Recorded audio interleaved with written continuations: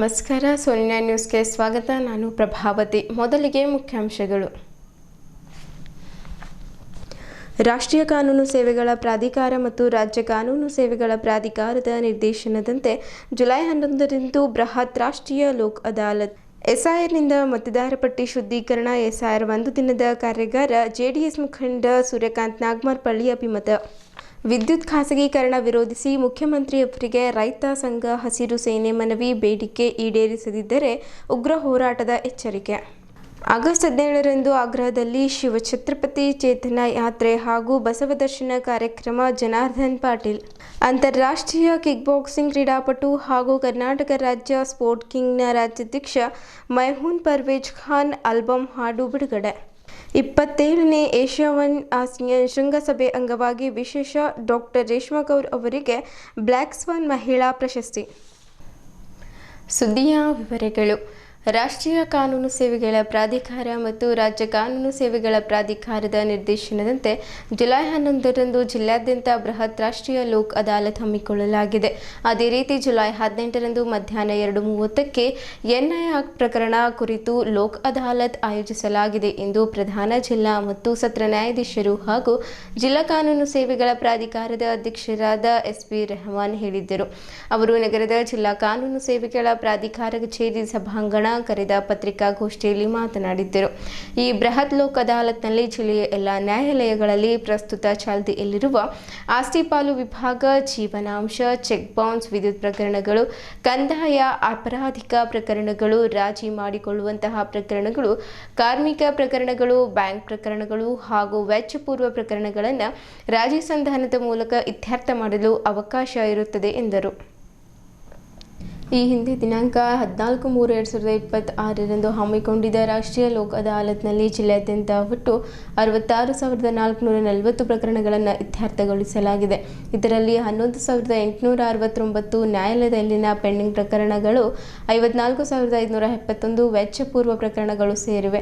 ಈ ಬಾರಿ ಲೋಕ್ ಅದಾಲತ್ನಲ್ಲಿ ನ್ಯಾಯಾಲಯದಲ್ಲಿ ಬಾಕಿ ಇರುವ ಅತಿ ಹೆಚ್ಚು ಪ್ರಕರಣಗಳನ್ನು ಇತ್ಯರ್ಥಗೊಳಿಸಲು ಯೋಜನೆ ರೂಪಿಸಲಾಗಿದ್ದು, ಸುಮಾರು ಜಿಲ್ಲೆಯಲ್ಲಿ ಒಟ್ಟು 30,499 ಪ್ರಕರಣಗಳು ಪೆಂಡಿಂಗ್ ಇದ್ದು, ಅದರಲ್ಲಿ ಸಂವಿಧಾನಕ್ಕೆ 1,780 ಪ್ರಕರಣಗಳನ್ನು ಗುರುತಿಸಲಾಗಿದ್ದು, ಇನ್ನು ಹೆಚ್ಚು ಪ್ರಕರಣಗಳನ್ನು ರಾಜಿ ಮಾಡುವ ಗುರಿ ಹೊಂದಿದ್ದೇವೆ ಹಾಗೂ ಎಲ್ಲ ಪೂರ್ವ ತಯಾರಿ ಮಾಡಿಕೊಂಡಿದ್ದೇವೆ ಎಂದರು.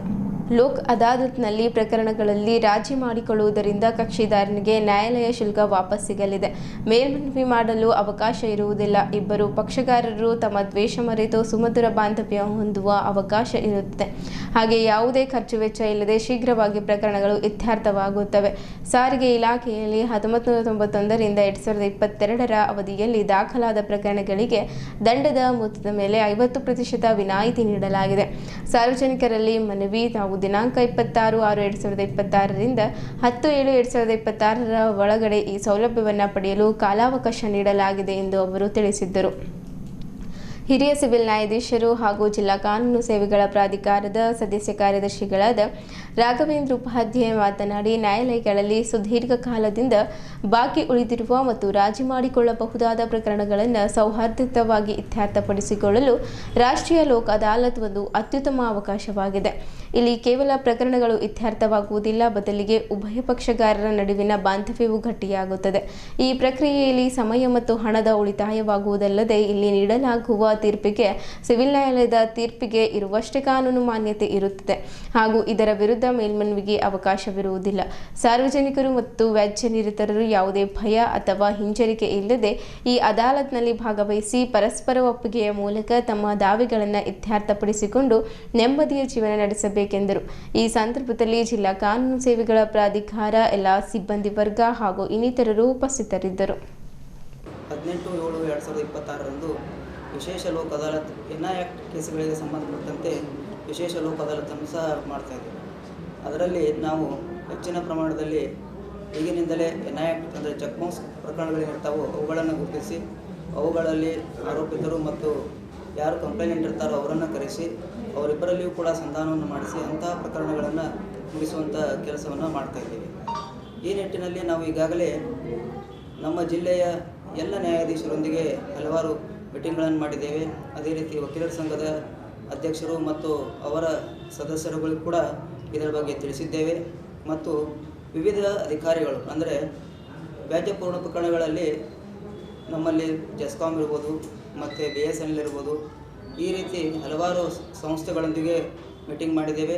ಮತ್ತು ನಮಗೆ ಅತಿ ಹೆಚ್ಚು ಒಂದು ಸ್ಕೋಪ್ ಇರುವಂತಹ ಬ್ಯಾಂಕ್ ಅಧಿಕಾರಿಗಳೊಂದಿಗೆ, ಅಂದರೆ ಬ್ಯಾಂಕಿನ ಪ್ರಕರಣಗಳು ಕೂಡ ಸಾಕಷ್ಟಿದ್ದಾವೆ.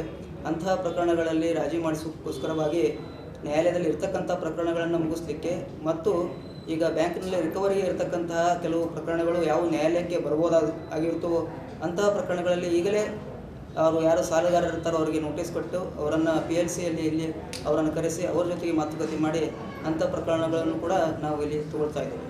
ಈ ರೀತಿ ಹಲವಾರು ಜನರೊಂದಿಗೆ ನಾವು ಸಂಪರ್ಕ ಮಾಡಿದ್ದೇವೆ ಮತ್ತು ಅವ್ರ ಜೊತೆ ಈಗಾಗಲೇ ಮೀಟಿಂಗ್ ಮಾಡಿದ್ದೇವೆ. ಇನ್ನು ಈ ಬಾರಿಯ ಒಂದು ಲೋಕ ಅದಾಲತ್ನಲ್ಲಿ ಅಂದರೆ ದಿನಾಂಕ 11/7/2026 ನಡೆಯುವಂಥ ಲೋಕ ಅದಾಲತ್ನಲ್ಲಿ ಟ್ರಾಫಿಕ್ ಚಲನ್ ಕೇಸಸ್ ಏನಿದಾವೋ ಅವುಗಳಲ್ಲಿ 50% ರಿಯಾಯಿತಿಯನ್ನು ನಮ್ಮ ಸರ್ಕಾರದವರು ಕೊಟ್ಟಿದ್ದಾರೆ. ಅದರ ಒಂದು ದಿನಾಂಕ 26/6/2026ರಿಂದ 10/7/2026 ಒಳಗಾಗಿ ಆ ಒಂದು ದಂಡವನ್ನು ಯಾವ ಪ್ರಕರಣಗಳು 1991ರಿಂದ 22ರವರೆಗೆ ಪೆಂಡಿಂಗ್ ಇದ್ದಾವೋ ಅಂತಹ ಪ್ರಕರಣಗಳಲ್ಲಿ ಅವರು ದಂಡವನ್ನು ಪಾವತಿ ಮಾಡಬೇಕಾದ 50% ದಂಡವನ್ನು ಪಾವತಿಸಿದರೂ ಕೂಡ ಆ ಒಂದು ಕೇಸ್ ಕ್ಲೋಸ್ ಆಗುತ್ತೆ. ಅಂತಹ ಒಂದು ವಿಚಾರವನ್ನು ತಾವೆಲ್ಲರೂ ಕೂಡ ಜನರಿಗೆ ತಿಳಿಸಬೇಕು.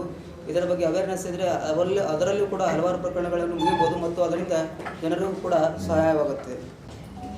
ನಮ್ಮ ಲೀಗಲ್ ಸರ್ವಿಸಸ್ ಅಥಾರಿಟಿ ವತಿಯಿಂದ ರಾಷ್ಟ್ರ ಮಟ್ಟ ಇರ್ಬೋದು, ರಾಜ್ಯ ಮಟ್ಟ ಇರ್ಬೋದು, ಜಿಲ್ಲಾ ಮಟ್ಟ ಇರ್ಬೋದು, ತಾಲೂಕು ಮಟ್ಟ ಇರ್ಬೋದು, ನಾವು ಪ್ರತಿ 3 ತಿಂಗಳಿಗೊಮ್ಮೆ ಲೋಕ ಅದಾಲತ್, ರಾಷ್ಟ್ರೀಯ ಲೋಕ ಅದಾಲತ್ ನಡೀತಾ ಬಂದಿದೆ.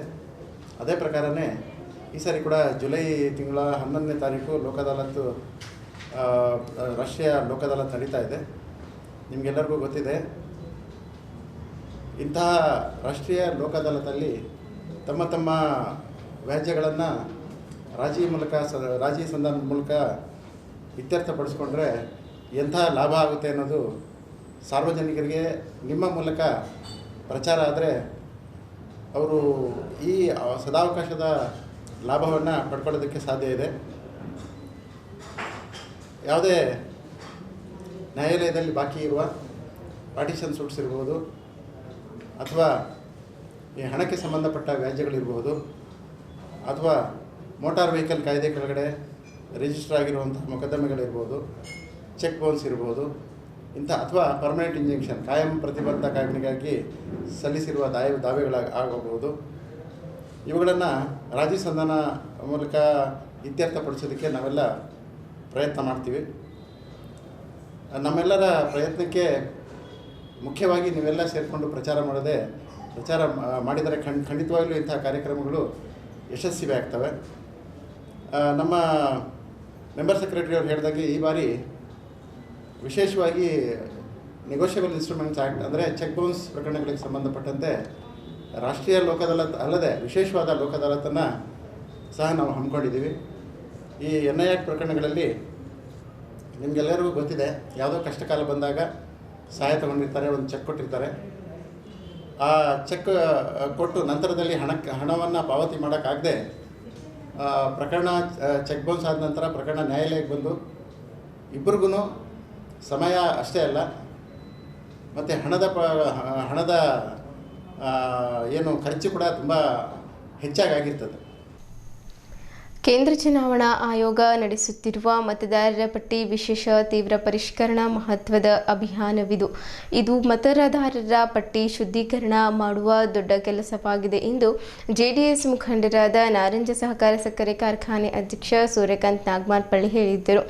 ನಗರದ ಪಟ್ನೆ ಕಲ್ಯಾಣ ಮಂಟಪದಲ್ಲಿ JDS ಹಮ್ಮಿಕೊಂಡಿದ್ದ ಬೀದರ್ ಉತ್ತರ ವಿಧಾನಸಭಾ ಕ್ಷೇತ್ರದ ಬೂತ್ ಮಟ್ಟದ ಕಾರ್ಯಕರ್ತರ SIR ಕಾರ್ಯಕ್ರಮದಲ್ಲಿ ಮಾತನಾಡಿ, SIR ಪ್ರಕ್ರಿಯೆ ಪ್ರಜಾಪ್ರಭುತ್ವದ ಸಂವಿಧಾನಕ್ಕೆ ಇನ್ನಷ್ಟು ಶಕ್ತಿ ತುಂಬುವ ಅಭಿಯಾನವಾಗಿದೆ. ಮತದಾರರ ಪಟ್ಟಿ ಶುದ್ಧವಿದ್ದರೆ ಮಾತ್ರ ಪ್ರಜಾತಂತ್ರ ವ್ಯವಸ್ಥೆ ಸರಿಯಾಗಿರಲು ಸಾಧ್ಯ ಎಂದರು. SIR ಬಗ್ಗೆ ಕೆಲವರು ವಿನಾಕಾರಣ ಗೊಂದಲ ಸೃಷ್ಟಿಸುತ್ತಿದ್ದಾರೆ. ಮತದಾರರ ಹಕ್ಕು ಕಸಿದುಕೊಳ್ಳಲಾಗುತ್ತಿದೆ ಎಂದು ಹೇಳಿ ಜನರ ದಿಕ್ಕು ತಪ್ಪಿಸುತ್ತಿದ್ದಾರೆ. SIR ಯಾವುದೇ ಜಾತಿ ವರ್ಗದವರ ವಿರೋಧವಲ್ಲ, ಇದು ದೇಶದ ಬೆನ್ನೆಲುಬಾದ ಪ್ರಜಾಪ್ರಭುತ್ವಕ್ಕೆ ಶಕ್ತಿ ತುಂಬುವ ಪ್ರಕ್ರಿಯೆ ಎಂದು ಹೇಳಿದ್ದರು. ಮತದಾರರ ಪಟ್ಟಿಯಲ್ಲಿ ದೋಷ, ನಕಲಿ ಹೆಸರು, ಡಬಲ್ ನೋಂದಣಿಗಳಿದ್ದರೆ ಚುನಾವಣೆ ಪಾರದರ್ಶಕವಾಗಿ ನಡೆಯಲು ಸಾಧ್ಯವೇ ಇಲ್ಲ. ಅನರ್ಹರು ಮತ ಚುನಾವಣೆ ಮಾಡಿದ್ದರೆ ಅರ್ಹ ಹಕ್ಕು ದಮನವಾಗುತ್ತದೆ. ಹೀಗಾದಂತೆ ನೋಡಿಕೊಳ್ಳಲು ಎಸ್ಐಆರ್ ಪೂರಕವಾಗಿದೆ. ಮತದಾರರ ಪಟ್ಟಿ ಶುದ್ಧವಾಗಿದ್ದರೆ ಮಾತ್ರ ಸರಿಯಾದ ಜನಪ್ರತಿನಿಧಿಗಳು ಆಯ್ಕೆಯಾಗುತ್ತಾರೆ ಎಂಬುದು ಎಲ್ಲರೂ ಅರಿಯಬೇಕು ಎಂದು ಹೇಳಿದ್ದರು. ಅನರ್ಹರು ಮತಪಟ್ಟಿಯಲ್ಲಿ ಉಳಿದರೆ ದೇಶದ ಪ್ರಜಾತಂತ್ರ ವ್ಯವಸ್ಥೆಗೆ ಡಾಕ್ಟರ್ ಬಾಬಾ ಸಾಹೇಬ್ ಅಂಬೇಡ್ಕರ್ ಅವರು ಕೊಟ್ಟ ಶ್ರೇಷ್ಠ ಸಂವಿಧಾನಕ್ಕೆ ದ್ರೋಹ ಬಗೆದಂತಾಗಲಿದೆ. ದೇಶದ ಹಲವು ರಾಜ್ಯಗಳಲ್ಲಿ ಎಸ್ಐಆರ್ ಬಹಳ ಯಶಸ್ವಿಯಾಗಿ ನಡೆದಿದೆ. ಇಲ್ಲಿ ಸಹ ಯಶಸ್ವಿಯಾಗಿ ನಡೆಯುವಲ್ಲಿ ಬೂತ್ ಪ್ರಮುಖರು ಪಾತ್ರ ಬಹಳ ಮುಖ್ಯವಾಗಿದೆ. ಶುದ್ಧ ಮತಪಟ್ಟಿ ಎಂದರೆ ಶುದ್ಧ ಚುನಾವಣೆ, ಶುದ್ಧ ಚುನಾವಣೆ ಎಂದರೆ ಬಲಿಷ್ಠ ಪ್ರಜಾಪ್ರಭುತ್ವ. ಮತಪಟ್ಟಿ ಶುದ್ಧವಾಗಿದ್ದರೆ ಪ್ರಜಾಪ್ರಭುತ್ವ ವ್ಯವಸ್ಥೆ ಮೇಲಿನ ಜನರು ವಿಶ್ವಾಸ ಮತ್ತಷ್ಟು ಹೆಚ್ಚಾಗಲಿದೆ ಎಂದರು. ಉತ್ತರ ಕ್ಷೇತ್ರದಲ್ಲಿ 20,000 ಅರ್ಹ ಮತದಾರರ ಸಂಖ್ಯೆ. ಬೀದರ್ ಉತ್ತರ ವಿಧಾನಸಭೆ ಕ್ಷೇತ್ರದ ಮತಪಟ್ಟಿಯಲ್ಲಿ 20,000ಕ್ಕೂ ಅನರ್ಹ ಮತದಾರರಿರುವ ಶಂಕೆ ಇದೆ. ಹೀಗಾಗಿ ಎಸ್ಐಆರ್ ವೇಳೆ ಹೆಚ್ಚಿನ ಎಚ್ಚರಿಕೆ ವಹಿಸಿ ಕ್ರಮ ಕೈಗೊಳ್ಳುವ ಅಗತ್ಯವಿದೆ ಎಂದು ಕ್ಷೇತ್ರದ ಪರಾಜಿತ ಅಭ್ಯರ್ಥಿಯೂ ಆದ ಸೂರ್ಯಕಾಂತ್ ನಾಗಮರಪಳ್ಳಿ ಹೇಳಿದ್ದರು. ಉತ್ತಮ ಕ್ಷೇತ್ರ ತೆಲಂಗಾಣದ ಗಡಿಯಲ್ಲಿದೆ.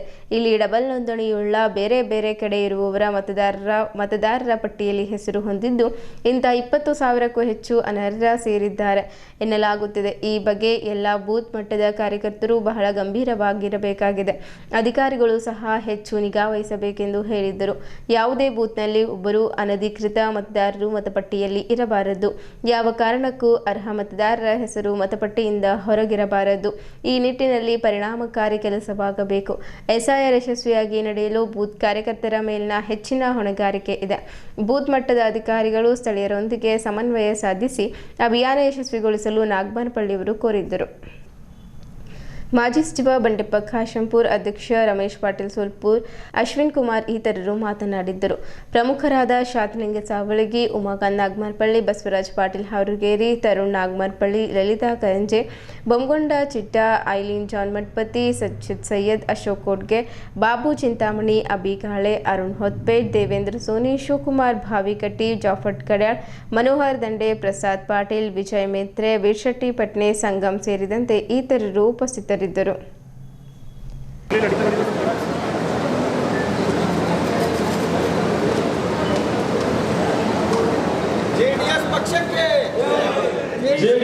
ಪಕ್ಷಕ್ಕೆ ಸಸಿ ನೀಡುವ ಮೂಲಕ ಇವತ್ತಿನ ಕಾರ್ಯಕ್ರಮಕ್ಕೆ ಚಾಲನೆ ನೀಡಿದಂತಹ ತುಂಬು ಹೃದಯದ ಧನ್ಯವಾದಗಳು. ಇವಾಗ ಅದು ಸನ್ಮಾನ ಸತ್ಕಾರ ಕಾರ್ಯಕ್ರಮ ಇವತ್ತಿನ ಕಾರ್ಯಕ್ರಮದ ಉದ್ಘಾಟನೆಲ್ಲರೂ ಕೂಡ ಇವತ್ತಿನ ಈ ಒಂದು ಮೂಲಕ ಎಲ್ಲರೂ ಕೂಡ ಜೋರಾದ ಚಪ್ಪಾಳೆ ಮೂಲಕ ಇವತ್ತಿನ ಕಾರ್ಯಕ್ರಮದ ಉದ್ಘಾಟನೆಯಾಗಿ ಆಗಮಿಸಿದಂತ ಅಣ್ಣನವರೆಲ್ಲರೂ ಕೂಡ ಸ್ವಾಗತಿಸಬೇಕಂತ ಹೇಳಿ ಹಾಗೂ ವಿನಂತಿಸುತ್ತೇನೆ.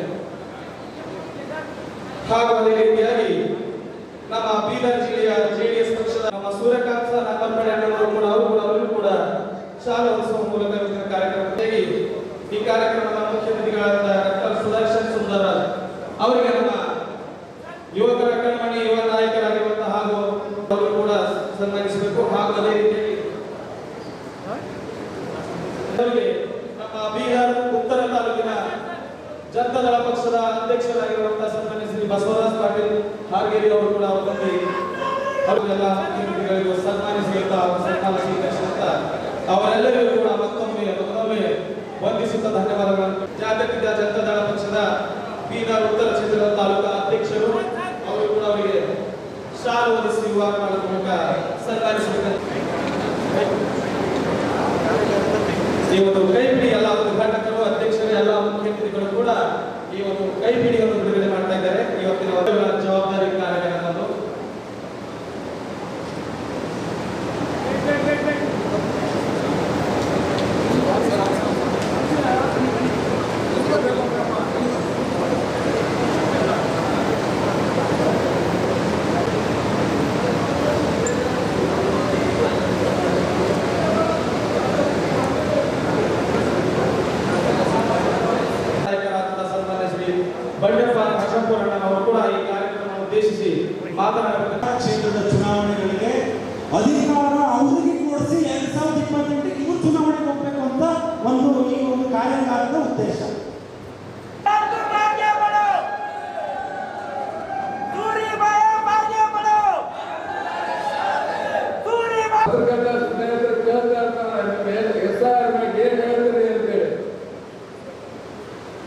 ನಾನು ಯಾವತ್ತೂ ಹೇಳ್ತೀನಿ, ಈ SIR ಇವತ್ತು ಹೊಸದಾಗಿ ಮಾಡ್ತಾ ಇಲ್ಲ.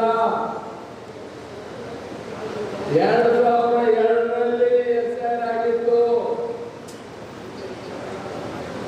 ಇವತ್ತು ಮತ್ತದಕ್ಕೆ ಹೊಸದಾಗಿ ಮಾಡ್ತಾ ಇಲ್ಲ. ಆಮೇಲೆ ಎಲೆಕ್ಷನ್ ಕಮಿಷನ್ ಆಫ್ ಇಂಡಿಯಾ ಈಗಿರೋರು ಎಲ್ಲ ಪಾರ್ಟಿಗೂ ರಿಪ್ರೆಸೆಂಟೇಟಿವ್ಗಳಿಗೆ ಕರೆದಿ ಅವರು ತಮ್ಮ ತಮ್ಮ ಅಭಿಪ್ರಾಯ ಹಂಚ್ಕೊಳ್ಳಿ ಅಂತೇಳಿ ಡೆಲ್ಲಿ ಲೆವೆಲ್ ಹೇಳಿದರು. ನಮ್ಮ ಪಾರ್ಟಿನಿಂದ 4 ಜನ ನಾವು ರಿಪ್ರೆಸೆಂಟೇಟಿವ್ ನಮ್ಮ ಪಾರ್ಟಿ ಆಗಿ ಆ 4 ಮಂದಿಯಲ್ಲಿ ನಾನು ಒಬ್ಬನಿದ್ದೆ. ಡೆಲ್ಲಿಯಲ್ಲಿ ಎಲೆಕ್ಷನ್ ಕಮಿಷನ್ ಆಫ್ ಇಂಡಿಯಾದವರಿಗೆ ಭೇಟಿ ಆಗಕ್ಕಿಂತ ಮೊದಲ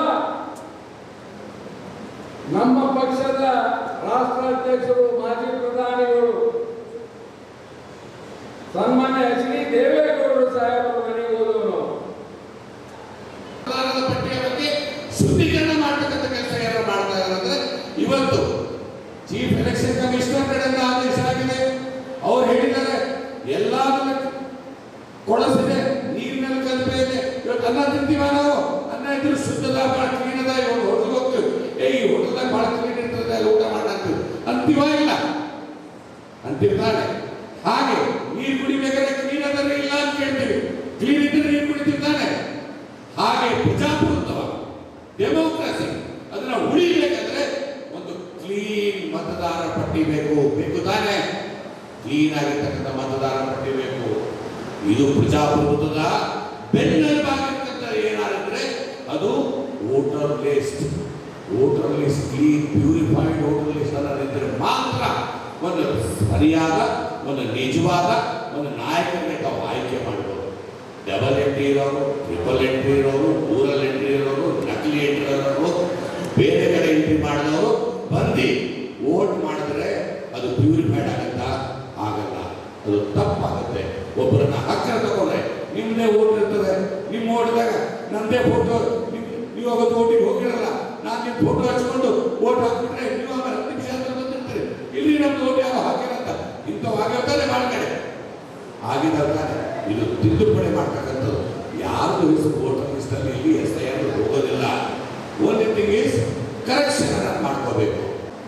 ಬನ್ನಿ ಪ್ರೂಫ್ ಕೊಟ್ಬಿಡಿ ವೋಟ್ ಚೋರಿ, ಇದನ್ನ ಎಲೆಕ್ಷನ್ ಕಮಿಷನ್ ಅವರು ಹಿಡಿದಾಕ್ಬಿಡೋಣ ಅಂತ ಹೇಳಿದ್ರು. ಪ್ರೂಫ್ ಕೊಡಲಿಲ್ಲ. ಚೀಮಾರಿ ಆಯ್ತು ರಾಹುಲ್ ಗಾಂಧಿ ಅವ್ರನ್ನ ಕರ್ನಾಟಕದ KPCC ಪ್ರೆಸಿಡೆಂಟ್ ಆದಿಯಾಗಿ ಚೀಮಾರಿ ಆಯ್ತು. ಯಾಕೆಂದ್ರೆ ಅಲ್ಲಿಂದ ಕೇವಲ ಚುನಾವಣಾ ಆಯೋಗಕ್ಕೆ ಒಂದು 500 ಮೀಟರ್ ಅಷ್ಟೇ ಇದ್ದಿದ್ದು. 500 ಮೀಟರ್ ಇಲ್ಲಿಂದ ಕಾರ್ನಲ್ಲಿ ಹೋಗಿದ್ರು ಅಷ್ಟೇ. ಪ್ರೂಫ್ ಕೊಡಲಿಲ್ಲ, ಕೋರ್ಟ್ ಚೀಮಾರಿ ಆಯ್ತು. ಆಳಂದ ಶಾಸಕರು ತುಂಬಾ ಹಿರಿಯವರು, 5-6 ಬಾರಿ ಶಾಸಕರಾಗಿದ್ದವರು, ಪಾಟೀಲ್ ಸಾಹೇಬರು, ಬರೀ 6018 ವೋಟು ಮತ ಚೋರಿ, ವೋಟ್ ಚೋರಿ ಆಗಿದೆ ಅಂತೇಳಿ ದೆಹಲಿನಲ್ಲಿ ಇಡೀ ರಾಷ್ಟ್ರಾದ್ಯಂತ ಸುದ್ದಿ ಮಾಡ್ಕೊಳ್ಳೋಣ ಅಂತ ಪಾಪ ರಾಹುಲ್ ಗಾಂಧಿ ಅವರು, ಇನ್ನೊಂದು ಚಿಕ್ಕವರು ಹಿರಿಯ ಪುಣ್ಯಾತ್ಮರು ಗಾಂಧಿ ಅವ್ರನ್ನ ಕರ್ಕೊಂಡೋದ್ರು. ಪುನಃ ಕೋರ್ಟ್ ಕರೀತು, ಸ್ವಾಮಿ ಒಂದು ಕೆಲಸ ಮಾಡಿ, ಇದು ಒಳ್ಳೆ ಪಾಯಿಂಟು, ಪ್ರೂಫ್ ಕೊಡಿ. ಇದು ಚಿಕ್ಕದ 6018 ಪ್ರೂಫ್ ಕೊಡಿ ಅಂತ. ಪ್ರೂಫ್ ಇಲ್ಲ, ಬರೀ ಮಾಧ್ಯಮದವ್ರ ಮುಂದೆ ಜನರಿಗೆ ದಿಗ್ಗಜ ಕೇಳಿದ್ರು. ಪುನಃ ಚಿನ್ಮಾರಿ ಆಯ್ತು ಕೋರ್ಟು. ದಯಮಾಡಿ ನೀವು ಕೇಳಿಸ್ಕೊಬೇಕು PLAಗಳು. ಮಮತಾ ಬ್ಯಾನರ್ಜಿ ಅವರು, ಇದು ಮೋಸ ಆಗ್ತಿದೆ, ಬಾಂಗ್ಲಾದೇಶದಿಂದ ಬಂದಿರೋರನ್ನೆಲ್ಲ ಇಡೀ ಮುಸಲ್ಮಾನರನ್ನೇ ನೀವು ದೇಶ ಬಿಟ್ಟು ಕಳಿಸೋ ಅಂತ ಕೆಲಸ ಮಾಡ್ತಿದ್ದೀರಾ ಅಂತ ದೊಡ್ಡದೊಂದು ಆರೋಪ ಮಾಡಿದ್ರು. ಪುನಃ ಕೋರ್ಟ್ ಸುಮ್ಮನೆ ಕೂರಲಿಲ್ಲ, ಯಾಕೆಂದ್ರೆ ಅವರು ಅಡ್ವೊಕೇಟ್ ಅಣ್ಣ, ಅವರ ಖುದ್ದಾಗಿ ಕರಿ ಕೋರ್ಟ್ ಹಾಕೊಂಡು ಸುಪ್ರೀಂ ಕೋರ್ಟ್ ವಾದ ಮಾಡಬಹುದು. ಇದು ಬರೀ ನೀವು ಬಾಂಗ್ಲಾದೇಶವನ್ನು ಕಳಿಸಿ ತೊಂದರೆ ಇಲ್ಲ, ನನ್ನ ರಾಜ್ಯದ ಮುಸಲ್ಮಾನರನ್ನ ಕಳಿಸ್ತಿದ್ದೀರಲ್ಲ. ಅಯ್ಯೋ, ನಾವೆಲ್ಲ ಒಂದೇ ಜಾತ್ಯತೀತ ರಾಷ್ಟ್ರ, ನಾವೆಲ್ಲ ಸಮುದಾಯದವರು ಅಣ್ಣ ತಮ್ಮದು ಅಕ್ಕ ತಂಗಿಯರಂತೆ ನಾವು ಬದುಕಿರೋದು. ದೇವೇಗೌಡರು, ಕುಮಾರಣ್ಣವರು ಇತಿಹಾಸದಲ್ಲಿ ಒಂದು ಜಾತಿ ರಾಜಕಾರಣ ಮಾಡಲಿಲ್ಲ. ಹಾಗೆ ಕೇಂದ್ರದಲ್ಲಿ ಇದ್ದಂಥ ಕೋರ್ಟ್ ಕೇಳಿತು, ಮಮತಾ ಬ್ಯಾನರ್ಜಿ ಅವರಿಗೆ ಕೊಡಲಿಕ್ಕೆ ಚಾನ್ಸಸ್ ಇಲ್ಲ, ಯಾಕಂದ್ರೆ ಪ್ರೂಫ್ ಕೊಡಲಿಕ್ಕೆ ಆಗಲ್ಲ. ಪುನಃ ಚಿನ್ಮಾರಿ ಕಳಿಸ್ತು. ಹಾಗಾಗಿ SIR 4 ಪಾಯಿಂಟ್ಸ್ ಆ ಮತದಾರ ಆ ಮನೆಯಲ್ಲಿದ್ದಾರ, ಆ ಮತದಾರ ಮರಣ ಹೊಂದಿದಾರ, ಆ ಮತದಾರ ಬೇರೆ ಶಿಫ್ಟ್ ಆಗಿದಾರ, ಆ ಮತದಾರ ಎರಡೆರಡು ವೋಟರ್ ಇಟ್ಕೊಂಡಿದ್ದಾರೆ ಅಂತ. ಈ ವಾರ್ಡ್ಗಳು ಅಂದ್ರೆ ಒಂದು ಬೂತ್ ಕೆಲಸ ಒಂದು ಬೂತ್ಗೆ ಹೆಚ್ಕೊಂಡು ಬನ್ನಿ, ನಿಮ್ಮ MLA ಹೇಗಾಗ ನಾನು ನೋಡ್ತೀನಿ ಅಂತ ಹೇಳಿದ್ದಾರೆ. ಅದೇ ರೀತಿ ನೀವೆಲ್ಲರೂ ಪ್ರತಿಯೊಬ್ಬರು 10 ದಿವಸದಿಂದ ಒಂದು ತಿಂಗಳು ಕಾರ್ಯಕ್ರಮ ಇದೆ. ಈ ಕಾರ್ಯಕ್ರಮ ಮಾಡಿದ್ರೆ JDS ಪಕ್ಷ ಸ್ಟ್ರಾಂಗ್ ಆಗುತ್ತೆ. ಈ ಕಾರ್ಯಕ್ರಮ ಮಾಡಿದ್ರೆ ಏನು ಬಾಬಾ ಸಾಹೇಬ್ ಅಂಬೇಡ್ಕರ್ ಅವರು ಪ್ರತಿಯೊಂದು ನಾಗರಿಕನಿಗೆ ಹಕ್ಕು ಕೊಟ್ಟಿದ್ದಾರೆ. ನಿಮ್ಮ ಓಟು ನಿಮ್ಮ ಹಕ್ಕು, ನೀವು ಸೂಕ್ತ ಅಭ್ಯರ್ಥಿ ಆಯ್ಕೆ ಮಾಡಕ್ಕೆ ಎಲ್ಲರಿಗೂ ಈಕ್ವಲ್ ಅಪರ್ಚುನಿಟಿ ಬರಬೇಕು. 1 vote is equal to 1 value. ಅದಕ್ಕೋಸ್ಕರ ತಾವೆಲ್ಲ ಏನು ಬಂದು SIR ಪ್ರೋಗ್ರಾಮ್ನಲ್ಲಿ ಏನು ಪಾಲ್ಗೊಂಡಿದೆ, SIR ಪ್ರೋಗ್ರಾಮ್ ನೀವು ಅಷ್ಟೇ ಬೇರೆ ಮಾಡಲ್ಲ, ನಿಮ್ಮ ಜೊತೆ ನಿಮ್ಮ ಟೀಮ್ ಊರಲ್ಲಿ ಅವ್ರಿಗೆಲ್ಲರಿಗೂ ತೊಗೊಂಡು ಹೋಗಿ. ಯಾಕಂದ್ರೆ ಊರಲ್ಲಿ ಎಷ್ಟು ಜನ ಇರ್ತಾರೆ, ಯಾರಿರ್ತಾರೆ, ಯಾರು ಬೆಂಗಳೂರು ಹೋಗಿದ್ದಾರೆ, ಯಾರು ಇಲ್ಲ, ಸುಮ್ಮನೆ ಫೇಕ್ ವೋಟರ್ ಐಡಿಗಳಿದೆ. ಅದನ್ನ ನೀವೆಲ್ಲ ತೆಗಿಬೇಕಾದ್ರೆ ನೀವೇ ಮಾಡ್ಬೋದು. ಯಾಕಂದ್ರೆ ಬಂಡೆಪ್ಪನವರು, ಸೂರ್ಯಕಾಂತ್ ಮಾರ್ಪಳ್ಳಿ ಅವರು, ರಮೇಶ್ ಅವರು ಹಳ್ಳಿಯಲ್ಲಿ ಬಂದು ನೋಡೋಕ್ಕಾಗಲ್ಲ. ಹಳ್ಳಿ ಊರಿಗೆ ನೀಡರು, ಹಳ್ಳಿ ಊರಿಗೆ ನೀವೇನು ಒಬ್ಬೊಬ್ಬ ಬೇರೆ ಪ್ರತಿಯೊಬ್ಬರು ನೀವೇ MLAಗಳು, ನಾವು MLA ಇಲ್ಲ. ಸೂರ್ಯಕಾಂತ್ ಮಾರ್ಪಳ್ಳಿ ಒಬ್ಬರು MLA ಆಗಲ್ಲ. ನೀವು ಪ್ರತಿಯೊಬ್ಬರು ಬಂದಿರತಕ್ಕಂಥ JDS ಪಕ್ಷದ ಪ್ರತಿಯೊಂದು ಕಾರ್ಯಕರ್ತರು MLA ಆಗ್ತೀರಿ, ಪ್ರತಿಯೊಬ್ಬರು ಹಕ್ಕು ಕೊಡ್ಬೇಕಾಗತ್ತೆ. ಅದಕ್ಕೆ ನೀವು ಬನ್ನಿ, ಎಲ್ಲ ನಮಗೆ ಸಹಕಾರ ಮಾಡಿದರೆ ನಿಮ್ಮೆಲ್ಲ ಸಹಕಾರ ಹೀಗೆ ಇರಲಿ. ಪ್ರಾದೇಶಿಕ ಪಕ್ಷಗಳ ಉಳಿಸೋಣ.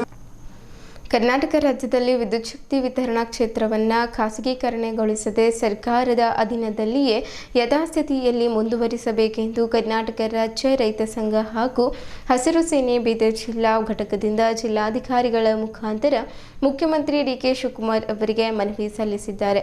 ರಾಜ್ಯದ ಎಲ್ಲ ವಿದ್ಯುತ್ ವಿತರಣಾ ಕಂಪನಿಗಳು ಈಗಾಗಲೇ ಉತ್ತಮವಾಗಿ ಕಾರ್ಯನಿರ್ವಹಿಸುತ್ತಿದ್ದು, ಸಾರ್ವಜನಿಕರು, ರೈತರು ಹಾಗೂ ಕೈಗಾರಿಕೋದ್ಯಮಿಗಳು ಸಮರ್ಪಕ ಸೇವೆ ಒದಗಿಸುತ್ತಿದೆ ಎಂದು ತಿಳಿಸಲಾಗಿದೆ.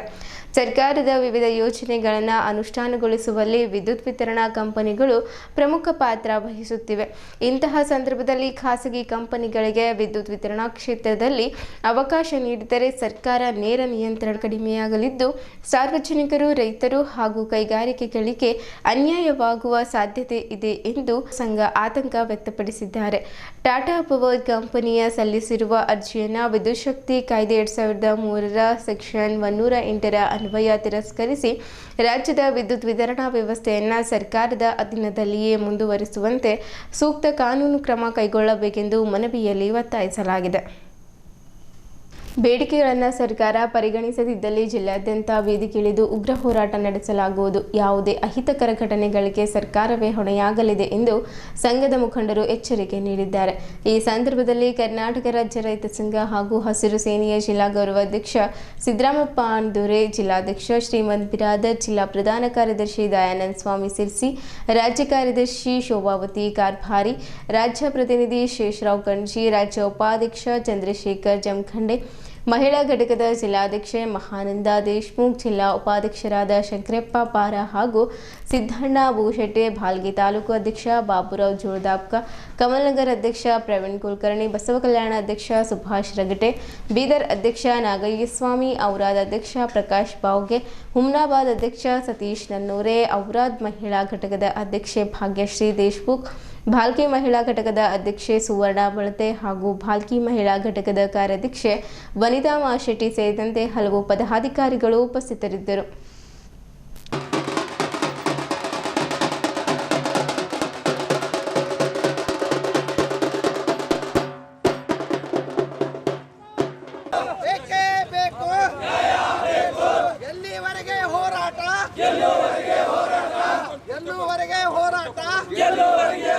ಕಂಪನಿಗಳಿಗೆ ವಿದ್ಯುತ್ ಮಾರಾಟ ಮಾಡತಕ್ಕಂತ ಸರ್ಕಾರಕ್ಕೆ हमारी मांगे पूरी करो, हमारी मांगे पूरी करो, ವಿದ್ಯುತ್ ಖಾಸಗೀಕರಣ ಮಾಡತಕ್ಕಂತ ಸರ್ಕಾರಕ್ಕೆ, ವಿದ್ಯುತ್ ಖಾಸಗೀಕರಣ ಮಾಡತಕ್ಕಂತ ಸರ್ಕಾರಕ್ಕೆ ಹಸಿರೇ ಹಸಿರು, ಹಸಿರೇ ಹಸಿರು, ರೈತರು ಗುಲಾಮರಲ್ಲ. ಸಮಾಧಿ ಮಾಡೋಂಥ ಖಡ ಖಂಡಿತ ಖಾಸಗೀಕರಣ ವಿರೋಧ ಅಂತ ಹೇಳಿ ಕಸಿ ನಾವು ಇವತ್ತು ರೈತ ಸಂಘದ ಕಡೆಯಿಂದ ರ್ಯಾಲಿ ತಂದಿದ್ದೆವು. ಇವತ್ತು ನೀವು ಮನವಿ ಪತ್ರನೂ ಕೊಡ್ತಾ ಇದ್ದೇವೆ. ಮತ್ತು ಕಬ್ಬಿನ ಬಿಲ್ಗಳೂ ಬಂದಿಲ್ಲ. ಇದ್ರ ಬಗ್ಗೆ ನೀವು ಏನಪ್ಪ ನಿರ್ಣಯ ತಗೊಂಡು ಕಸಿ ಫಸ್ಟ್ ಮನವಿ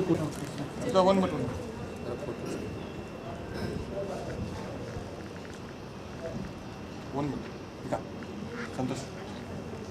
ಪೇಮೆಂಟ್ ಕೂಡ ಆಗಿದೆ ಮತ್ತು ಇನ್ನು 10 ಕೋಟಿನ ಎಷ್ಟು ಉಳಿದಿದೆ? 15 ಇಲ್ಲ. ನಿನ್ನ ಇವ್ರಿಗೆ ಫುಡ್ ಡಿ ಡಿ ಅವ್ರಿಗೆ ಕೇಳ್ತಾರೆ 12.5 ಕೋಟಿ ಉಳಿದಿದೆ. ನಿನ್ನೆ ಏನಂದಾರ, ನಿನ್ನಿನ ಡೇಟಿನಾಗ 10 ಕೋಟಿ ಹಾಕ್ತಾರೆ, ಇವತ್ತಿನ ಡೇಟಿನಾಗ 2.5 ಕೋಟಿ ಹಾಕ್ತಾರೆ ಅಂತ ಅವ್ರು ಹೇಳಿದ್ದಾರೆ. 20ನೇ ತಾರೀಕು ತನಕ ಹೇಳಿದ್ದಾರೆ ಎಲ್ಲ ಮುಗಿಸ್ಬಿಡ್ತಾರೆ ಅಂತ. ಅದು ನಮ್ಮ ಹತ್ರ ಮಾಹಿತಿನೂ ಇದೆ. 20ನೇ ತಾರೀಕು ತನಕ ಹೇಳಿದ್ದಾರೆ. Otherwise we will take over ಅಷ್ಟೇ. ಮತ್ತು ನೀವು 4 ಜನ ಸ್ವಲ್ಪ ರೈತರಿಗೆ ಸಮಸ್ಯೆ ಅಂತೂ ಸಾವಿರಾರವ ಪೆಟ್ಟಿನ ಮೇಲೆ ಪೆಟ್ಟು ಬಿದ್ದಂಗೆ ಇವು ಸಮಸ್ಯೆಗಳು ಬರ್ತಾ ಇದ್ದಾವೆ. ಹೊಸ ಮತ್ತೊಂದು ಸಮಸ್ಯೆಗಳು ಉದ್ಭವ ಆಗ್ತಾನೇ ಇದ್ದಾವೆ.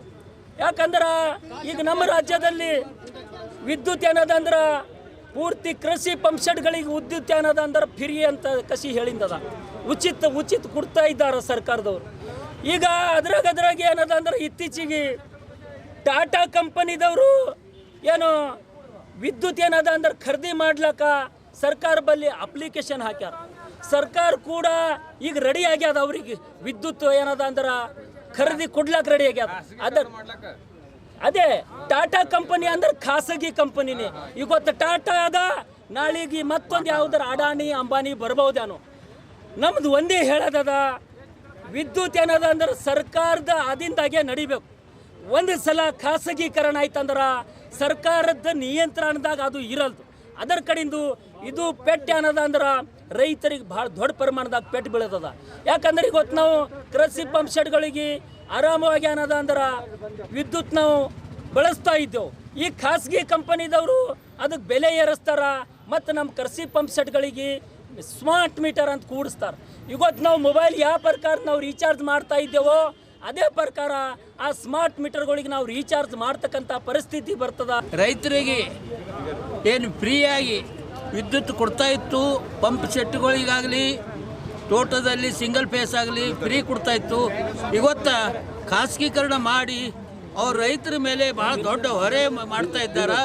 ಇವತ್ತು ಮೊದಲೇ ರೈತ ಸಂಕಷ್ಟದಲ್ಲಿದ್ದಾನ, ಮೇಲಿನ ಹೊಡ್ತಾ ಬಗಲೇ ಮತ್ತು ನಡುವಿನ ಹೊಡ್ತಾ ಬಗಲೇ ಮತ್ತು ಕೆಳಗೆ ಲೇಬರ್ ಹೊಡ್ತಾ ಬಗಲೇ. ಹಿಂಗಾಗಿ ಏನದಂದ್ರೆ ರೈತರು ಭಾಳ ಸಂಕಷ್ಟದಲ್ಲಿ ಸಿಕ್ಬಿದ್ದಾನ. ಈ ಖಾಸಗೀಕರಣ ಏನು ಮಾಡ್ತಾ ಇದ್ದಾರೆ ಸರ್ಕಾರ, ಇದು ವಾಪಸ್ ತೆಕ್ಕೋಬೇಕು. ಇಲ್ಲಿ ಹೋದರೆ ಮುಂದೆ ಬರ್ತಕ್ಕಂಥ ದಿನದಲ್ಲಿ ಬೆಂಗಳೂರು ವಿಧಾನಸೌಧಕ್ಕೆ ಮುತ್ತಿಗೆ ಹಾಕಬೇಕಂತ ನಮ್ಮ ರಾಜ್ಯ ಸಮಿತಿದವರು ನಿರ್ಣಯ ಮಾಡ್ಯಾರ. ಅದಕ್ಕೆ ತಾವು ಎಚ್ಚರಗೊಂಡು ಇದು ಖಾಸಗೀಕರಣ ಏನದ ಕೈ ತಪ್ಪಿಸ್ಬೇಕಂದು ನಮ್ಮ ಬೀದರ್ ಜಿಲ್ಲಾ ರೈತ ಸಂಘ ವತಿಯಿಂದ ಒತ್ತಾಯ ಮಾಡ್ತೇವೆ. ರಾಜ್ಯ ಸರ್ಕಾರ ಆಗಲಿ ಕೇಂದ್ರ ಸರ್ಕಾರ ಆಗಲಿ ಏನಾದರೂ ವಿದ್ಯುತ್ತು ಖಾಸಗೀಕರಣ ಮಾಡಿದ್ರೆ ರೈತರು ಪವರ್ ಏನು ಅಂತ ಇನ್ನೂ ನಿಮಗೆ ಗೊತ್ತಾಗಿಲ್ಲ. ಯಾಕಂತಂದರೆ ಬೇರೆ ಎಲ್ಲ ಏನೇನೋ ಬಂದು ಹಿಡಿದ್ರು ಕೂಡ ನಡೀತದೆ. ಡಾಕ್ಟ್ರಿಗೆ ಹಾಸ್ಪಿಟಲ್ ಬಂದು ಹಿಡಿದ್ರು ಕೂಡ ನಡೀತದೆ. ಇಂಜಿನಿಯರ್ ಬಿಲ್ಡಿಂಗ್ ಕಟ್ಟೋದು ಕೂಡ ಬಂದು ಹಿಡಿದ್ರೆ ನಡೀತದೆ. ಗುತ್ತಿದಾರ ರೋಡ್ ಮಾಡೋದು ಕೂಡ ಬಂದು ಹಿಡಿದ್ರೆ ನಡೀತದೆ. ಹಾಗಾಗಿನ ರೈತರ ಮನಸ್ಸು ಮಾಡಿ ಒಂದು ವರ್ಷಗಿನ ಬಂದು ಹಿಡಿದ್ರಂತ ನೀವೆಲ್ಲ ಗೊತ್ತು ಹೆಂಡಿ ತಿನ್ಬೇಕಾಗ್ತದೆ. ಪ್ರತಿಯೊಬ್ಬರು ರಾಜಕಾರಣಿ ಆಗಲಿ ಪ್ರತಿಯೊಬ್ಬರಾಗಲಿ ಸಾಮಾನ್ಯ ಮನುಷ್ಯನಾಗಲಿ ಕೂಡ. ಯಾಕಂತಂದ್ರೆ ಇವತ್ತು ರೈತರು ಈ ದೇಶದ ಬೆನ್ನೆಲುಬು ಅಂತ ಹೇಳ್ತಾರೆ. ಆದರೆ ಇವತ್ತು ನೀವು ರೈತರಿಗೆ ಈ ರೀತಿ ನೀವು ಖಾಸಗೀಕರಣ ಮಾಡ್ತಾ ಇದ್ದೀರ ಅಂತಂದರೆ ನಿಮಗೆ ತಕ್ಕ ಪಾಠ ಕಲಿಸ್ತಾವೆ. ಯಾಕಂತಂದ್ರೆ ಇವತ್ತು ಈ ಧರ್ಮ ಆಗಲಿ ಕರ್ಮ ಆಗಲಿ ನಿಂತದಂತಂದ್ರೆ ಇದು ರೈತನ ಮೇಲೆ ನಿಂತದ. ಇವತ್ತು ರೈತ ದುಡ್ದು ಹಾಕಿದ್ರೆ ಇವತ್ತು ಪ್ರತಿಯೊಬ್ಬರು engineer, doctors, police, inspector, IAS, KS ಎಲ್ಲರೂ ಊಟ ಮಾಡ್ತಾರೆ. ಹಾಗಾಗಿನೇ ಈ ರೈತರಿಗೆ ನೀವು ತೊಂದರೆ ಕೊಟ್ಟಿರಿ ಅಂತಂದರೆ ಮುಂದೆ ಬರೋ ದಿನಗಳಲ್ಲಿ ನಾವು ಇಡೀ ಕರ್ನಾಟಕ ಕೂಡ ಬಂದ್ ಮಾಡಿ ನಾವು ಹೋರಾಟ ಮಾಡೋಕ್ಕೆ ಸಿದ್ಧರಾಗಿದ್ದೇವೆ ಅಂತಂದು ಈ ವೇದಿಕೆ ಮುಖಾಂತರ ಹೇಳೋಕ್ಕೆ ಇಷ್ಟಪಡ್ತಾ ಇದ್ದೇವೆ. ಆಗಸ್ಟ್ 17ರಂದು ಉತ್ತರ ಪ್ರದೇಶದ ಆಗ್ರಾದಲ್ಲಿ ಅಲ್ಲಿಯ MG ರಸ್ತೆಯಲ್ಲಿರುವ ಸುರಸದನದಲ್ಲಿ ವಿಶ್ವಭೂಷಣ ರಾಜೇ ಶಿವಛತ್ರಪತಿ ಚೇತನ ಯಾತ್ರೆ ಹಾಗೂ ವಿಶ್ವಗುರು ಬಸವ ದರ್ಶನ ಸಮಾವೇಶ ಜರುಗಲಿದೆ ಎಂದು ಕಾರ್ಯಕ್ರಮದ ಪ್ರಮುಖ ಸಂಘಟಕರು ಹಾಗೂ ವಿಶ್ವಭೂಷಣ ರಾಜೇ ಶಿವಛತ್ರಪತಿ ವಿಶೇಷ ಪರಿಷತ್ತಿನ ಮುಖ್ಯ ವಕ್ತಾರರಾದ ಜನಾರ್ದನ್ ಪಾಟೀಲ್ ತಿಳಿಸಿದ್ದರು. ನಗರದ ಜಿಲ್ಲಾ ಪತ್ರಿಕಾ ಭವನದಲ್ಲಿ ಪತ್ರಿಕಾಗೋಷ್ಠಿ ಉದ್ದೇಶಿಸಿ ಮಾತನಾಡಿರುವ ಅವರು, ತಾನು ಈಗಾಗಲೇ 7 ರಾಜ್ಯಗಳನ್ನು ಸಂಚರಿಸಿ ಛತ್ರಪತಿ ಶಿವಾಜಿ ಮಹಾರಾಜರ ಪ್ರಚಾರ ಹಾಗೂ ಪ್ರಸಾರ ಕಾರ್ಯ ಕೈಗೊಳ್ಳಲಾಗಿದೆ. ಜುಲೈ ಅಂತ್ಯದವರೆಗೆ ಇನ್ನೂ ಅನೇಕ ರಾಜ್ಯಗಳನ್ನು ಸಂಚರಿಸಿ ಅಲ್ಲಲ್ಲಿ ಶಿವಾಜಿ ಮಹಾರಾಜರ ತ್ಯಾಗಮಯ ವಿಚಾರಗಳನ್ನು ಸಂಚರಿಸಲಾಗುತ್ತದೆ. ವಿಶೇಷವಾಗಿ ಅವರು ಸ್ಥಾಪಿಸಿದ ಹಿಂದ್ವಿ ಸ್ವರಾಜ್ಯ ಸ್ಥಾಪನಾ ವಿಷಯವನ್ನು ಯುವ ಸಮೂಹಕ್ಕೆ ಪರಿಚಯಿಸಿ ಅವರಲ್ಲಿ ದೇಶಪ್ರೇಮ ಹಾಗೂ ಮಹಾತ್ಮರ ಬಗ್ಗೆ ಗೌರವ ಹೆಚ್ಚಿಸುವ ಮೂಲ ಉದ್ದೇಶ ಹೊಂದಿದ್ದೇವೆ ಎಂದರು. ಇದು ಸಂಪೂರ್ಣ ರಾಜಕೀಯ ರಹಿತ ಕಾರ್ಯಕ್ರಮ ಆಗಿರುತ್ತದೆ. ಕೇವಲ ದೇಶದ ಬುದ್ಧಿಜೀವಿಗಳಿಗೆ ಇಲ್ಲಿ ಆಹ್ವಾನ ಇರುತ್ತದೆ. ಜಾತಿ, ಮತ, ಪಂಥ, ಪಂಗಡ ಎಂಬ ಭೇದ ಭಾವ ಇರದೆ ಎಲ್ಲ ಜನಾಂಗದವರಿಗೆ ಇಲ್ಲಿ ಮುಕ್ತ ಅವಕಾಶ ಇರುತ್ತದೆ ಎಂದರು. ಛತ್ರಪತಿ ಶಿವಾಜಿ ಮಹಾರಾಜರ ವಾಸಸ್ಥಾನವಾದ ಶಿವನೇರಿ ಈಗಿನ ಪುಣೆ, ಶಾಹು ಪ್ಯಾಲೇಸ್, ಕೊಲ್ಹಾಪುರ, ವಿಜಯಪುರ, ಕಾಗಲ್ ಹಾಗೂ ಬೀದರ್ ನಗರದ ಮರಾಠ ಭವನದ ಒನ್ನಂಟರು ಭರಿಸುವ ಕಾರ್ಯಕ್ರಮ ಇದಾಗಲಿದೆ. ಈ ಐತಿಹಾಸಿಕ ಹಾಗೂ ಅರ್ಥಗರ್ಭಿತ ಕಾರ್ಯಕ್ರಮದಲ್ಲಿ ಹೆಚ್ಚಿನ ಸಂಖ್ಯೆಯಲ್ಲಿ ಸಾರ್ವಜನಿಕರು ಪಾಲ್ಗೊಳ್ಳುವಂತೆ ಜನಾರ್ದನ್ ಪಾಟೀಲ್ ಕರೆಕೊಟ್ಟರು. ವಿಧಾನ ಪರಿಷತ್ ಸದಸ್ಯರಾದ ಎಂಜಿ ಮೂಳೆ, ಮರಾಠ ಸಮಾಜದ ಪ್ರಮುಖರಾದ ವೆಂಕಟ್ ಮೈಂದೆ, ಲಿಂಗಾಯತ್ ಸಮಾಜದ ಮುಖಂಡರಾದ ಚಂದ್ರಶೇಖರ್ ಹೆಬ್ಬಾಳೆ ಮಾತನಾಡಿದ್ದರು. ಜಯರಾಜ್ ಖಂಡ್ರೆ, ಕಂಟೆಪ್ಪ ಗಂದಿಗುಡೆ ಹಾಗೂ ಇತರರು ಪತ್ರಿಕಾಗೋಷ್ಠಿಯಲ್ಲಿದ್ದರು. ಆಗಸ್ಟ್ 17, 2026ರಂದು ಆಗ್ರಾದಲ್ಲಿ ಛತ್ರಪತಿ ಶಿವಾಜಿ ಚೇತನ ಯಾತ್ರೆ ಜೊತೆಗೆ ವಿಶ್ವಗುರು ಬಸವಣ್ಣನವರ ದರ್ಶನ ಕಾರ್ಯಕ್ರಮ ಸಹ ಆಯೋಜಿಸಲಾಗಿದೆ ಎಂದು ವಿಧಾನ ಪರಿಷತ್ ಸದಸ್ಯರಾದ ಎಂಜಿ ಮೂಳೆ ತಿಳಿಸಿದ್ದರು. ನಗರದ ಜಿಲ್ಲಾ ಪತ್ರಿಕಾ ಭವನದಲ್ಲಿ ಸುದ್ದಿಗೋಷ್ಠಿ ಉದ್ದೇಶಿಸಿ ಮಾತನಾಡಿರುವ ಅವರು, ಈ ಹಿಂದೆ ಬಿಹಾರದ ಪಾಟ್ನಾ ಹಾಗೂ ಪಶ್ಚಿಮ ಬಂಗಾಳದ ಕಲ್ಕತ್ತಾದಲ್ಲಿ ವಿಶ್ವಗುರು ಬಸವಣ್ಣನವರ ದರ್ಶನ ಕಾರ್ಯಕ್ರಮ ಆಯೋಜಿಸಲಾಗಿತ್ತು. ಅರವಿಂದ್ ಜತಿ ಈ ಉಭಯ ಕಾರ್ಯಕ್ರಮ ಆಯೋಜಿಸಲು ಸಾಥ್ ನೀಡಿದ್ದರು. ವಿಶ್ವಗುರು ಬಸವಣ್ಣನವರು ಸಮಾನತೆಗಾಗಿ ಹೋರಾಡಿದ್ದರೆ ಶಿವಾಜಿ ಮಹಾರಾಜರು ರಾಷ್ಟ್ರೀಯ ಐಕ್ಯತೆ ಹಾಗೂ ಸ್ವಾಭಿಮಾನ ಕಿಚ್ಚು ಹೆಚ್ಚಿಸಲು ಮುಂದಾಗಿದ್ದರು. ಹಾಗಾಗಿ ಈ ಇಬ್ಬರು ಮಹಾತ್ಮರ ಕಾರ್ಯಕ್ರಮಗಳನ್ನು ಒಂದೇ ವೇದಿಕೆಯಲ್ಲಿ ಆಯೋಜಿಸಲು ತೀರ್ಮಾನಿಸಲಾಗಿದೆ ಎಂದರು.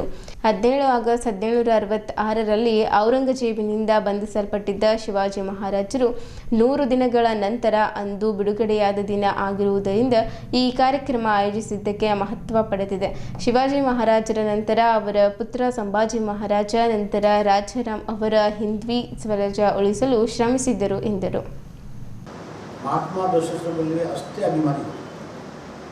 ಮಹಾತ್ಮ ಬಸವೇಶ್ವರ ಶರಣ ಸಂಸ್ಕೃತಿ, ವಚನ ಸಾಹಿತ್ಯ ಪ್ರಚಾರ ಪ್ರಸಾರ ಮಾಡ್ಲಿಕ್ಕೆ ಅವ್ರು ಬಿಹಾರಲ್ಲಿ ಪಟ್ನಾ ಅಲ್ಲಿ ದೊಡ್ಡ ಸಭೆ ಮಾಡಿ ನಮ್ಮ ಬಸವ ಸಮಿತಿಯ ಅಧ್ಯಕ್ಷರಾದ ಸನ್ಮಾನಿ ಗೌರವಾನ್ವಿತ ಅರವಿಂದ್ ಜತಿಯವರು ಕರೆದು ನಾನು ಹೋಗಿದ್ದೆ. ಸೊ ಅಲ್ಲಿ ಬಿಹಾರಲ್ಲಿ ಬಸವ ಸಮಿತಿ ಸ್ಥಾಪನೆ ಮಾಡಿ ವಚನ ಸಾಹಿತ್ಯ ಪ್ರಚಾರ ಮಾಡಿದ್ದು ಯಾರು ಮಾತಾಡೋದು. ಬಿಹಾರೇ ಇಲ್ಲ, ಕಲ್ಕತ್ತಾದಲ್ಲಿ ನಾನು ಹೋಗಿದ್ದೆ. ಅಲ್ಲೂ ಬಸವ ಪ್ರಚಾರ ಮಾಡಿದಂಥ ವ್ಯಕ್ತಿ. ಇವರು ವ್ಯಕ್ತಿಗತ ಬೇರೆ ಇದೆ. ಮಹಾರಾಷ್ಟ್ರದ ಮೂಲಿಗಳು ದಗ್ಗನ್ ಮಾಡ್ಕೊಂಡಿಲ್ಲ, ಯಾವ ಜವಾಬ್ದಾರಿ ಇಲ್ಲ. ಹಿಂಗೆ ಹುಚ್ಚಾಗಿ ಯಾವ ಒಳ್ಳೆಯ ಇದೆ, ವಿಶ್ವಮಾನವರು ಯಾವ್ಯಾವ ಇದ್ದಾರೆ, ಯಾವ ಜಾತಿ, ಯಾವ ಭಾಷೆ, ಯಾವ ಪ್ರಾಂತ ಸೀಮಿತ ಇಲ್ಲ. ಮಹಾತ್ಮ ಬಸವೇಶ್ವರರಾಗಲಿ, ಛತ್ರಪತಿ ಶಿವಾಜಿ ಆಗಲಿ, ಯಾರು ಲಿಂಗಾಯತನ ಬಸವೇಶ್ವರ ನಮ್ಮ ಅಂಬೋದು, ಮರಾಠ ಛತ್ರಪತಿ ನಮ್ದ ನಮ್ಮದು, ಈ ಪ್ರಕಾರ ಭಾವನೆ ಅವ್ರ ಕಡೆ ಇಲ್ಲ. ಅವ್ರು ಬಸವೇಶ್ವರ ಛತ್ರಪತಿ ಇಲ್ಲ, ಅವ್ರು ವಾಹೆ ಗುರುವೇ ಅಲ್ಲ. ಗುರು ನಾನಕ್ ಬಗ್ಗೆ ಅಮೃತಸರ ಇದ್ದರು 5-6 ವರ್ಷ. ಒಂದು ವಿಶೇಷ ಅಂದರೆ ಎಲ್ಲಿ ಹೋದ್ರೂ ಅವ್ರಿಗೆ ರಾಜೇಂದ್ರ ಇಲ್ಲ. ಎಲ್ಲಿಂದ ಗುರುದ್ವಾರ, VIP ಗುರುದ್ವಾರ पटना अरविंद जत्ती नम व्यवस्थे VIP मिनिस्टर भी व्यवस्थे आपका गुरुद्वारा फ्री। 2 सत्र में एक कार्यक्रम का आयोजन करने की तैयारी में फिर कर्नाटक के लोगों को आह्वान किया जाए कि भाई जो लोग हैं जो प्रेम करते हैं, हम अपने स्टेट पर काम तो करते ही रहते हैं, लेकिन अलग अलग राज्यों में अलग अलग अपने विचार के जो लोग हैं उनमें जाते हैं, उनमें जाकर एक मानवता का एक संदेश, कर्नाटक का जो गौरव है वो वहाँ तक पहुँचाया जाए। और इसलिए शिव छत्रपति के इतिहास पर और बसव दर्शन पर ये 2 सत्रों का आयोजन वहाँ कर रहे हैं। इसमें समस्त कर्नाटक वासियों को सभी जाति धर्म वर्ग वर्ण पंथ जो भी है जिनको प्रेम है अपने महापुरुषों से, अपने धरती से, अपने इतिहास से, वो लोग आए और अपनी बात रखें। इसीलिए ये आयोजन है और इसमें ज़्यादातर हम ध्यान दे रहे हैं कि नॉन पॉलिटिकल चर्चा होगी, कोई पॉलिटिकल चर्चा नहीं करेंगे, ना होने देंगे। हाँ, हिस्ट्री पर, व्यक्तित्व पर, आपको राष्ट्र के गौरव पर, मानवता पर जो आपको नया ये जो कोई सजेशन है वो भी आप रख सकते हैं, जो आपका अनुभव आप रख सकते हैं। यही उद्देश्य देकर कर्नाटक के मेरा कम से कम 20 साल से आना जाना है। हमारे चारों 5 भाई, जब भी मैं पहली बार कर्नाटक में आया हमारे महेंद्र जी ने हमारा बहुत सहयोग दिया। बाद में हमारे बसव दर्शन से जब मैं जुड़ा तो कंटेप्पा जी, जयराज जी बहुत अच्छा संबंध, सब तरह से मुझे सहयोग करते रहते हैं। ಅಂತಾರಾಷ್ಟ್ರೀಯ ಕಿಕ್ ಬಾಕ್ಸಿಂಗ್ ಕ್ರೀಡಾಪಟು ಹಾಗೂ ಕರ್ನಾಟಕ ರಾಜ್ಯ ಸ್ಪೋರ್ಟ್ ಕಿಂಗ್ನ ರಾಜ್ಯಾಧ್ಯಕ್ಷ ಪರ್ವೇಜ್ ಖಾನ್ ಅವರ ಜೀವನ ಮತ್ತು ಸಾಧನೆಯನ್ನು ಆಧರಿಸಿ ಮೆಹೂನ್ ಪರ್ವೇಜ್ ಖಾನ್ ಆಲ್ಬಮ್ ಹಾಡನ್ನು ಬೀದರ್ ನಗರದ ಪತ್ರಿಕಾ ಭವನದಲ್ಲಿ ಬಿಡುಗಡೆ ಮಾಡಲಾಯಿತು. ಪತ್ರಿಕಾಗೋಷ್ಠಿಯಲ್ಲಿ ಮಾತನಾಡಿದ ತಂಡದ ವ್ಯವಸ್ಥಾಪಕ ನಿರ್ದೇಶಕ ಡಾಕ್ಟರ್ ಮೊಹಮ್ಮದ್ ಇಮ್ರಾನ್ ಸಯೀದ್, ಈ ಹಾಡಿನಲ್ಲಿ ಸರ್ ಪರ್ವೇಜ್ ಖಾನ್ ಅವರ ವ್ಯಕ್ತಿತ್ವ ಹಾಗೂ ಸಾಧನೆಗಳನ್ನು ಬಿಂಬಿಸುವುದರ ಜೊತೆಗೆ ಬೀದರ್ ಜಿಲ್ಲೆಯ ಐತಿಹಾಸಿಕ ತಾಣಗಳನ್ನು ಚಿತ್ರಿಸಲಾಗಿದೆ ಎಂದು ತಿಳಿಸಿದ್ದರು. ಯುವ ಜನತೆಗೆ ಪ್ರೇರಣೆ ನೀಡುವ ಉದ್ದೇಶದಿಂದ ಈ ಹಾಡು ನಿರ್ಮಾಣವಾಗಿದ್ದು, ಕ್ರೀಡಾ ಕ್ಷೇತ್ರದಲ್ಲಿ ಸಾಧನೆ ಮಾಡುವವರಿಗೆ ಇದು ಸ್ಫೂರ್ತಿದಾಯಕವಾಗಲಿದೆ ಎಂದು ಹೇಳಿದರು. ಮಹಾರಾಷ್ಟ್ರದ ಮೂಲದ ರುಬಿನ್ ಮ್ಯೂಸಿಕ್ ಕಂಪನಿ ಈ ಹಾಡನ್ನು ನಿರ್ಮಿಸಿದ್ದು, ಜಗತ್ತಿನ 250ಕ್ಕೂ ಹೆಚ್ಚು ಆಡಿಯೋ ಪ್ಲಾಟ್ಫಾರ್ಮ್ಗಳಲ್ಲಿ ಬಿಡುಗಡೆ ಮಾಡಲಾಗಿದೆ. ಜೊತೆಗೆ 45 ಯೂಟ್ಯೂಬ್ ಮ್ಯೂಸಿಕ್ ಚಾನೆಲ್ಗಳು ಹಾಗೂ ಗಾನಾ.com ಹಾಗೂ ಸರೆಗಮಪ ಸೇರಿದಂತೆ ವಿವಿಧ ಡಿಜಿಟಲ್ ವೇದಿಕೆಗಳಲ್ಲಿ ಹಾಡು ಲಭ್ಯವಾಗಲಿದೆ. ಹೈದರಾಬಾದಿನ AR ಇಂಡಸ್ಟ್ರಿ ಎಂಟರ್ಟೈನ್ಮೆಂಟ್ ಸಂಸ್ಥೆಯ ಈ ಮೂಲಕ ಯೂಟ್ಯೂಬ್, ಫೇಸ್ಬುಕ್ ಹಾಗೂ ಇನ್ಸ್ಟಾಗ್ರಾಂದಲ್ಲಿ ಹಾಡು ಬಿಡುಗಡೆಯಾಗಲಿದೆ ಎಂದು ಅವರು ತಿಳಿಸಿದರು. ಪರ್ವೇಜ್ ಖಾನ್ ಅವರ ಮುಂದಿನ ಆಲ್ಬಮ್ ಹಾಡು ಜುಲೈ 5ರಂದು ಬಿಡುಗಡೆಯಾಗಲಿದ್ದು, ಅದಕ್ಕಾಗಿ ಈಗಾಗಲೇ ಸಿದ್ಧತೆಗಳು ನಡೆಯುತ್ತಿವೆ ಎಂದು ಡಾಕ್ಟರ್ ಇಮ್ರಾನ್ ಸಯೀದ್ ಹೇಳಿದ್ದರು. ಹಾಡಿನ ನಾಯಕ ಪರ್ವೇಜ್ ಖಾನ್ ಮಾತನಾಡಿ, ಇಂದು ಯುವಜನರು ಮೊಬೈಲ್ ಗಿಳಿಗೆ ಬಲಿಯಾಗಿ ದೈಹಿಕ ಸಾಮರ್ಥ್ಯ ಕುಂದಿಸಿಕೊಳ್ಳುತ್ತಿರುವುದು ನಿತ್ಯ ದೈಹಿಕ ಚಟುವಟಿಕೆಗಳು, ಜಿಮ್, ವ್ಯಾಯಾಮ, ವಾಯು ವಿಹಾರ ಇತ್ಯಾದಿ ಚಟುವಟಿಕೆಗಳಲ್ಲಿ ತಮ್ಮನ್ನು ತಾವು ತೊಡಗಿಸಿಕೊಂಡು ನಮ್ಮ ಸೌಂದರ್ಯ ಹಾಗೂ ದೈಹಿಕ ಬಲ ಹೆಚ್ಚಿಸಿಕೊಳ್ಳಬೇಕು. ನನ್ನ ಆಲ್ಬಮ್ ಹಾಡನ್ನು ಎಲ್ಲರೂ ಫಾಲೋ ಮಾಡಬೇಕು ಎಂದು ವಿನಂತಿಸಿದ್ದರು. ನಾಯಕಿ ಮುಸ್ಕಾನ್ ಮುಜಾವರ್, ಸಂಗೀತ ನಿರ್ದೇಶಕ ರೋಬಿನ್ ಮುಜಾವರ್, ನಿರ್ಮಾಪಕ ಸತೀಶ್ ಶರ್ಮಾ ನಂದಿ, ಸಾಮಾಜಿಕ ಜಾಲತಾಣ ಪ್ರಭಾವಿ ರಘುಪ್ರಿಯಾ, ಕಿಕ್ ಬಾಕ್ಸಿಂಗ್ ಕೋಚ್ ಸುಮೇತ್ ಮೋರೆ, ಕರಾಟೆ ಕೋಚ್ ಸೂರ್ಯಕಾಂತ್ ಮೋರೆ, ನಟ ಅಯಾನ್ ಖಾನ್, ಸಮಾಜ ಸೇವಕ ನವಾಜ್ ಖಾನ್, ಕ್ರಿಯೇಟಿವ್ ಸದಸ್ಯೆ ಪೂಜಾ ಪಿಟ್ಲೆ ಸೇರಿದಂತೆ ಹಲವರು ಪತ್ರಿಕಾಗೋಷ್ಠಿಯಲ್ಲಿ ಉಪಸ್ಥಿತರಿದ್ದರು. ಮೊಹಮ್ಮದ್ ಪರ್ವೇಜ್ ಖಾನ್ ಅವರ ಮೈ ಹೂ ಪರ್ವೇಜ್ ಖಾನ್ ಹಾಡಿನ ಉದ್ದೇಶವನ್ನು ತಿಳಿಸುತ್ತಾ, ಪರ್ವೇಜ್ ಖಾನ್ ಒಬ್ಬ ಅಂತಾರಾಷ್ಟ್ರೀಯ ಕ್ರೀಡಾಪಟುವಾಗಿದ್ದು ಕಿಕ್ ಬಾಕ್ಸಿಂಗ್ನಲ್ಲಿ ಬೆಳ್ಳಿ ಪದಕವನ್ನು ಗೆದ್ದು ಬೀದರ್ಗೆ ಹೆಮ್ಮೆ ತಂದಿರುತ್ತಾನೆ. ಅದು ಅಲ್ಲದೆ